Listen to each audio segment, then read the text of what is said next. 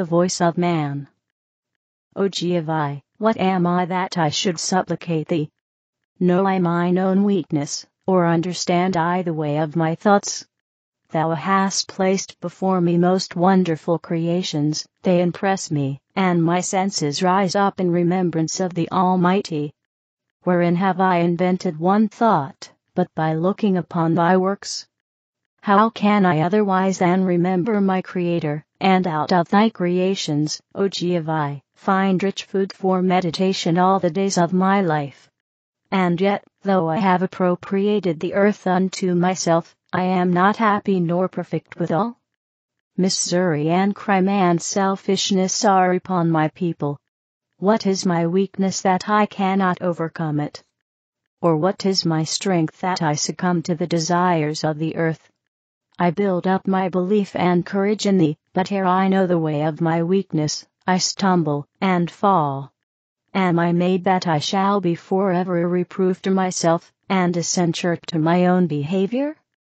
How shall I say to this man or that, Be thou pure and holy, O man? Are not my flesh and blood proof that man cannot be without sin? O this corruptible self, this tendency to fall from the right way! Thou, O my Creator, hast proven, before my senses every day of my life, that thou alone art mighty in purity and truth. O that I had a starting point wherefrom to estimate thy wonderful decrees, or could find a road in which I should never stumble. But yet, O Jehovah, I will not complain because of the way of thy works. Thou hast invented a limit to my understanding, whereby I am reminded of thee, to call upon thy name. I perceive my own vanity, that whereas were knowledge mine, I should become less beholding unto thee. What am I, O Jehovah, without thee, or wherein shall I find the glory of thy creations, but by the light of thy countenance? Thou broughtest me forth out of sin and darkness, and clothed me in light. I behold the smallness of myself in thy great works. Thou hast bound me to travel on the earth, to sojourn with beasts, and all manner of creeping things, nor given me one attribute wherein I can boast over them, save in the power of destruction. The high firmament place thou above me, the stars and moon and sun. I know thou hast been thither, but I am bound down in a little corner of thy works. I have not power to rise up to thy distant places, nor to know thy extended heavens. Nay, I have not power to shape my own size and stature, but all things take form and dimension, whether I will or not. In thine own way are built the walls of the world, by their magnitude am I confounded, by the majesty of thy hand appalled. Why have I vainly set up myself as the highest of thy works? My failures are worse than any other living creature under the sun.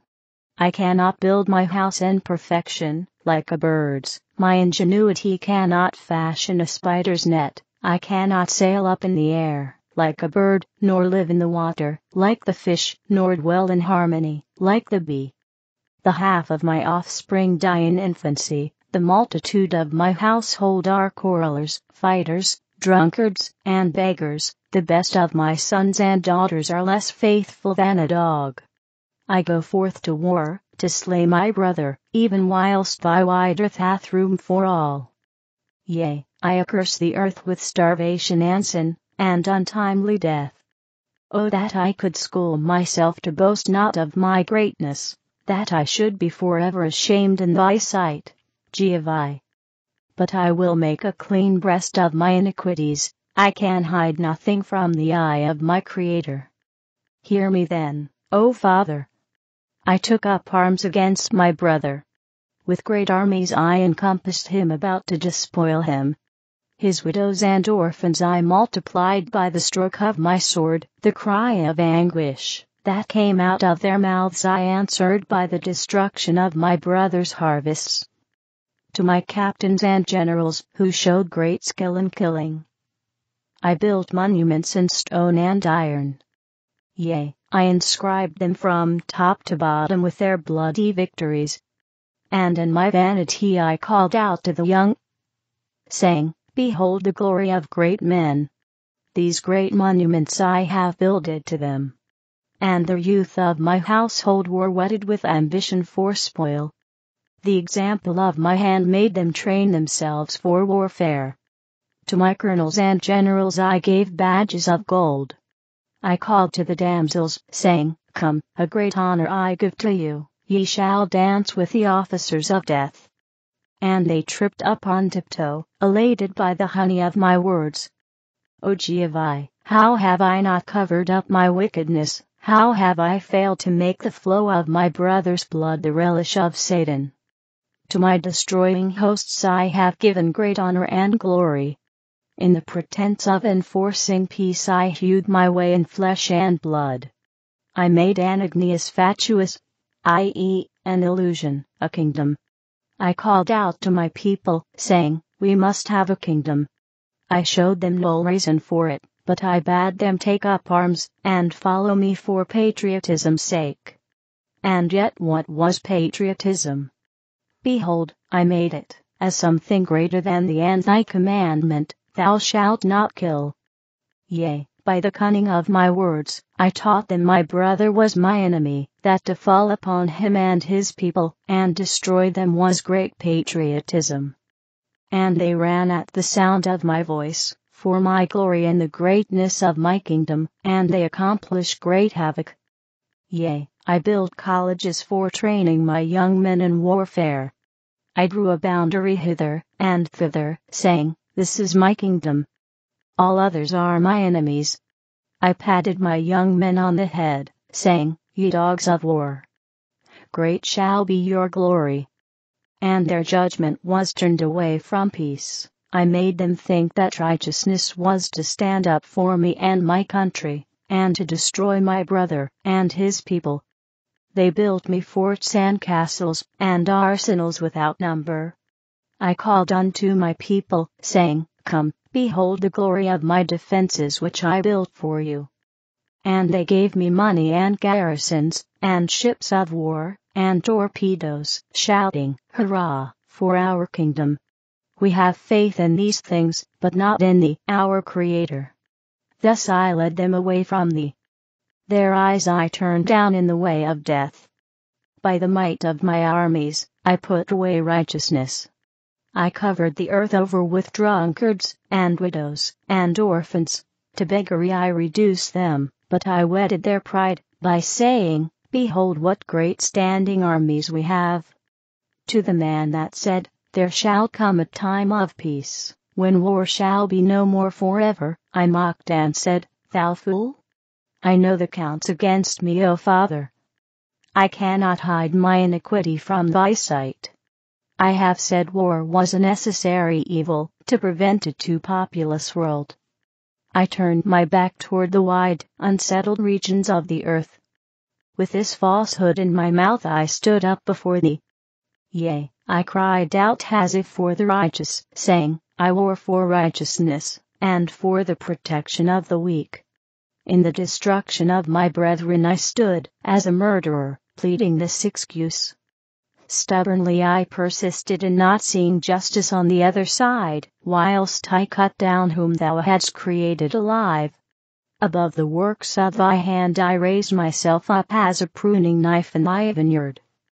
Yea, more than this, I persuaded my sons and daughters, that to war for me was to war for our Father in heaven. By my blasphemy led I them into ruin. And when the battle was over for a day I cried out, Behold the glory of them that were slain for the honor of their country. Thus have I added crime to crime before thee, Jehovah, thus destroyed thy beautiful creation. Verily, have I not one word in justification of my deeds before thee? O that I had remained faithful with thee, Jehovah! But I invented gods unto the glory of the evil one. In one place I called out to my sons and daughters, saying, Be ye Brahmins, Brahma saveth whosoever professeth his name. In another place I said, Be ye Buddhists, Buddha saveth whosoever calleth on his name. In another place I said, Be ye Christians, Christ saveth whosoever calleth on his name.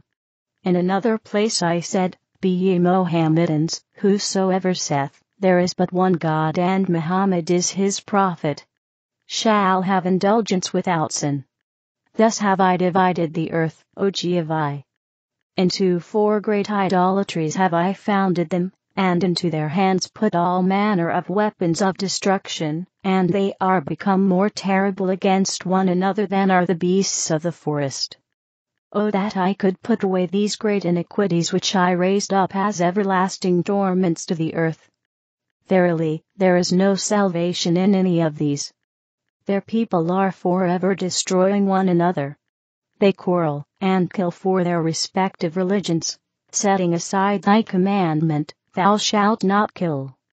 They love their own nation and hate all others. They set aside thy commandment, love thy neighbor as thyself. They preach and pray in sufficient truth, but not one of these people practiceth peace, love, and virtue, in any degree commensurate with their understanding. These religions have not saved from sin any nation or city, on the whole earth. In vain have I searched for a plan of redemption, a plan that would make the earth a paradise, and the life of man a glory unto thee, and a joy unto himself.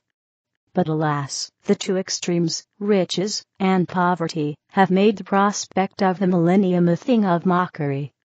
For one man that is rich there are 1,000 poor, and their interests are an interminable conflict with one another. Labor crieth out in pain, but capital smiteth him with a heartless blow. Nation is against nation, king against king, merchant against merchant, consumer against producer, yea, man against man, in all things upon the earth. Because the state is rotten, the politician feedeth thereon, because society is rotten, the lawyer and court have riches, and sumptuous feasts, because the flesh of my people is rotten, the physician findeth a harvest of comfort. Now, O Jehovah, I come to thee.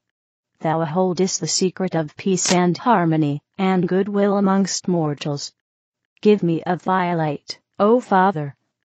Show me the way of proceeding, that wherein crime and poverty may come to an end. Open thou the way of peace and love and virtue and truth, that thy children may rejoice in their lives, and glorify thee and thy works forever. Such is the voice of man, O Jehovah. In all the nations of the earth this voice riseth up to thee. As thou spakest to Zarathustra, and to Abraham and Moses, leading them forth out of darkness, O speak thou, Jehovah. Man hath faith in thee only, thou alone wast sufficient in the olden time, today, thou alone art sufficient unto thine own creation. Speak thou, O Jehovah.